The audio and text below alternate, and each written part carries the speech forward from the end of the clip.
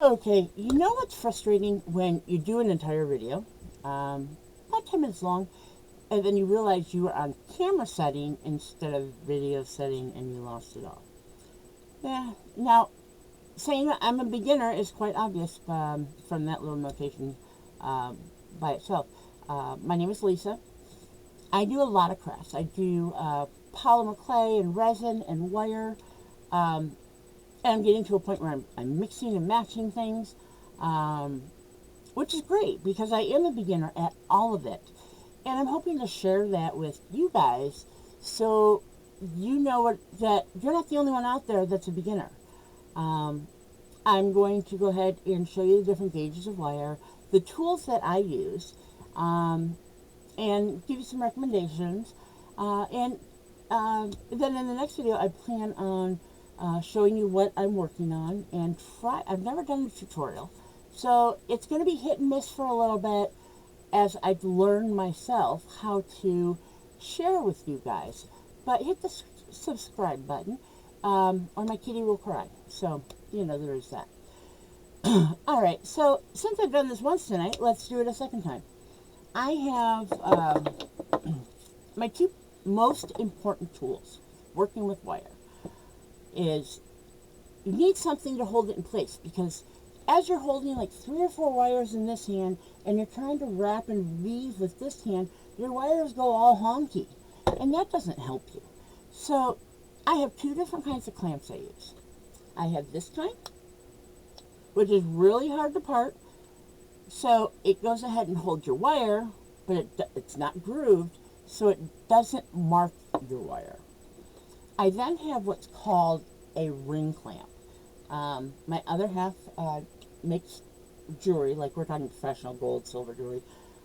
He doesn't do it right now because we don't have anywhere to set up his tools, so I confiscated this.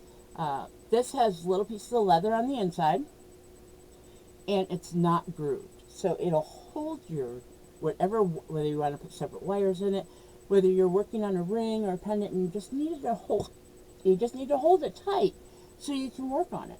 So what you do is you put your item right in here, hold it closed, and then you take this piece of wood and you put it in as tight as you can, and as you can see, there's no give. So that holds just as tough as my clamp does. Um, I definitely recommend getting a clamp of some kind. I've seen people use small like table vices with a piece of cloth covering the grooves. Um, People get creative, and that's what crafting is. It's your creativity. So if you don't have a specific tool, don't think you can't do something. Just improvise. Be a MacGyver. Um, Now, as far as wire, I separate mine in two boxes. I have my thicker wire, which is generally um, 18 gauge and down, and I have my thinner wire, which is 20 gauge and up. Now, bear in mind that your wire, the gauges, that used to confuse me a lot, but the lower the number, the thicker and harder the wire. The higher the number, the thinner it is. So instead of the lower number being thin, a higher number being thick, it's the opposite. Um, I finally caught on. I am a diabetic and I have to, shoot myself with insulin. Because of that, I'm used to doing needle gauges. And I think that helped me, not get confused. So there's lots of different colors and types of wire. Um, one, this is like, I want to say a 16 or a 14 gauge. And you see how hard it is to bend. It is very thick. Um, be great for a base, like making a setting or wrapping the initial wrap around a cabochon or stone. Because it is so thick, it's not going to move much. It's not going to shift on your piece. And but you have to remember, it's going to be harder to manage because it is so thick. It's not so forgiving. Now this, it's a 14th, this is a 16th. Again, it is thick, but it's not so thick that you can't manage it, okay? Then I have a lot of 18 gauge, okay? I have a light copper, a dark copper, I have magenta, I have like an orange, I have a red, I have a navy, and I have lots of silver. That's one thing I found fun, is that this wire comes in not only all shapes, but it comes in all colors too. So it really opens up your options on making different styles, making things pop with color, adding them to different beads, that kind of thing. Now this wire here, it said it was an 18, it said it was a 20, sorry, but it's a German wire, and it's actually a twisted wire. There's two pieces twisted together, but I don't know if it's the German conversion or what, but it seems more like a 22 gauge. So I keep that in mind if I'm going to use it. But as you can see, let me get a piece out here. I don't know if you can see the twisting on it, but it comes pre-twisted, and you can get wire that's already twisted for you. You can get square wire, you can get half round wire. Dead soft is what I use. It's easier, I have arthritis, so it's easier for me to manipulate.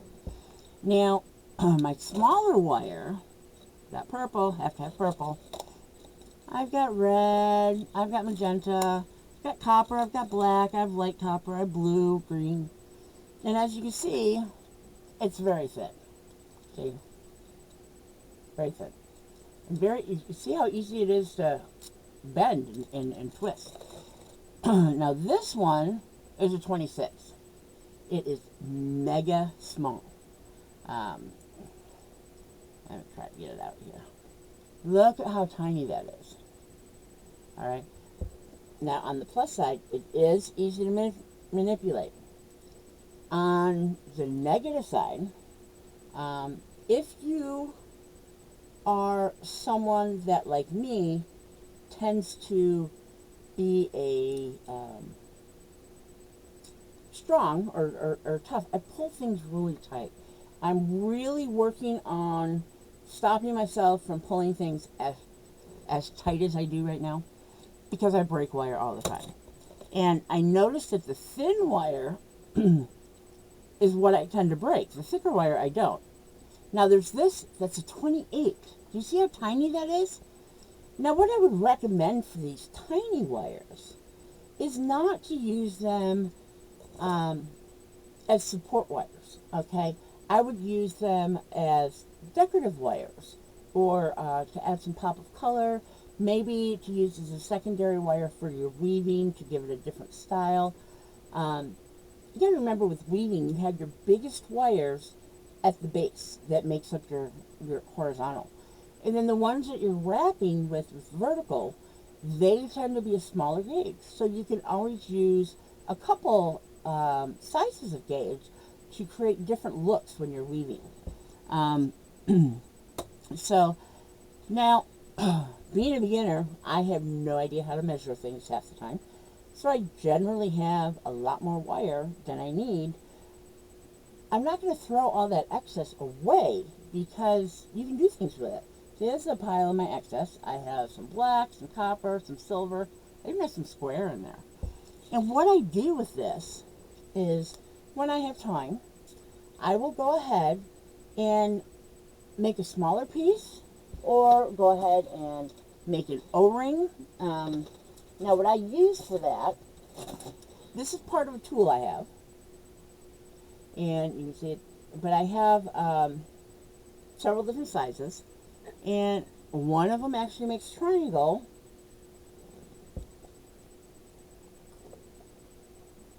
And so, you know, you can do O-rings of any thickness, any color, any size, even any shape. No need to go out and buy, you know, packages of O-rings anymore when you have the ability to make them. If you don't have a tool to wrap around for, like, you know, a pencil or whatnot, use pencil. Use anything that's round, or square, or triangular. Like I said, the only limitation you have is your own creativity. Now, other tools that I use regularly, let's get these back out.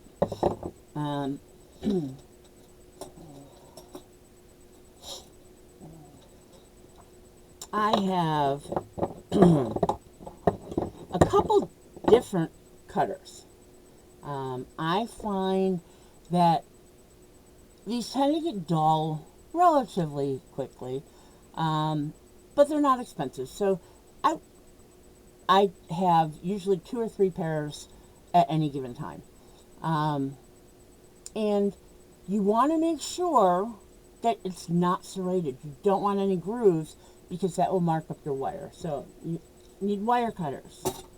I have my circular pliers, and each one of these levels, there's 3 on each side, and each one of them is a different size. So you can go ahead and do a loop or a spiral and use this. This is another one that is just a small circular that graduates bigger. So this can also help you make circles. To do spirals and stuff, I also use a wig jig, which is a square piece of metal, and it has little pegs, and you can put them in all different kinds of patterns. So you can make, you know, swirls and flowers and all different kinds of things. I'm still learning on that too. I just got it. Then I have my regular pliers. Now again, you want to make sure that your pliers do not have any grooves in them, because the grooves will mark and dent your wire. Finally, I have these. These are a blessing. What they do is straighten wire. Doesn't matter what kind of wire. Doesn't even matter if it's a couple wires twisted together. It'll work. You just go ahead and clamp this on your wire, hold it down, and run it along the length of the wire. Sometimes it takes 2 or 3 times. Or I also use it if I find that I have a kink in the wire or a bend and I can't quite get it straight. I just go in and gently put it, you know, along the bend, and it straightens it right out. So there you have it. Now I'm going to try to do a video a week, probably Thursday or Friday. And my next video, I hope to do a semi-tutorial on a project I'm working on right now. And as you can see, I've used a piece of flat wire. Then I have 2 smaller wires here on either side. Now, real quick before I go, you don't want all your wires just dangling out naked as you hold them and you go on to do a weave or whatnot. I learned this the hard way, because when your project is done, you're just sitting there folding them over and twisting them around, and you end up with a big clump that you can't do anything with. So I'm trying something new. I took the flat wire and I bent a piece over, but there is room in there, so when I make the clasp, I tend to make my clasp. Or if you were doing a bail or whatnot, you could use that to go ahead and attach it. And then the extra wires, I made little swirls on them as decorative, and then I'll do the same at this other end. And this is going to be a bracelet, and I'm going to go on down, and I have beads that I'm going to add to it. Again, I will show you, I will get into that next week. So hit the subscribe button, hit the like button, especially if you don't mind a newbie trying to go through this journey with you. Again, my name's Lisa. I'm from Oregon, and feel free to message me anytime.